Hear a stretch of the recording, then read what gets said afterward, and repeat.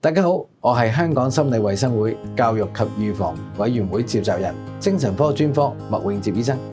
10月10號係世界精神健康日，藉住呢日咧，提倡大家關注精神健康。人與人之間嘅聯繫對精神健康係非常重要嘅。講到呢個聯繫嘅力量咧，最重要係以下嘅特質：第一，要肯專注聆聽，唔好急住打斷或者俾意見，而係用心去了解對方嘅感受，學習用同理心、唔批判嘅方式回應。第二，容許人有真實嘅情緒，好似悲傷、焦慮、憤怒，唔好急住講，唔好喊啦，唔好諗咁多，要正面啲等等，要俾足夠嘅空間俾呢啲情緒流露。第三，清楚自己嘅界限，知道幾時要鼓勵或者協助對方揾專業人士幫手，譬如社工啦、心理學家、家庭或者精神科醫生等等。當人人都感受到正向嘅支援，呢股力量會不斷咁擴散，令到大家嘅連結更加緊密。我哋成日講要對症下藥，做咗精神科醫生咁耐咧，越嚟越明白醫人咧唔止靠藥物或者心理治療嘅，好多時咧情緒問題等等咧，除咗生理問題之外，仲有因為生活太過忙碌、壓力太大，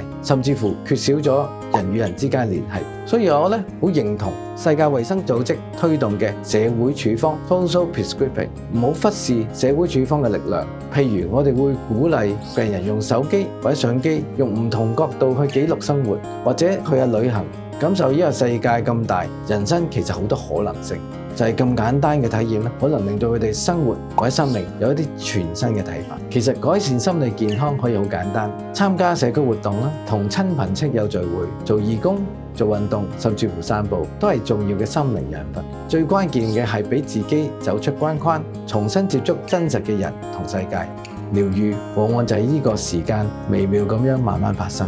香港心理衛生會致力推廣精神健康全民共享嘅使命，自2012年開始，每2年都會展開全港抗抑鬱指數調查，以了解港人情緒健康嘅狀況。本年度已經係第7屆，調查結果將於明年初公佈，詳細內容大家可以留意 Shall We Talk 及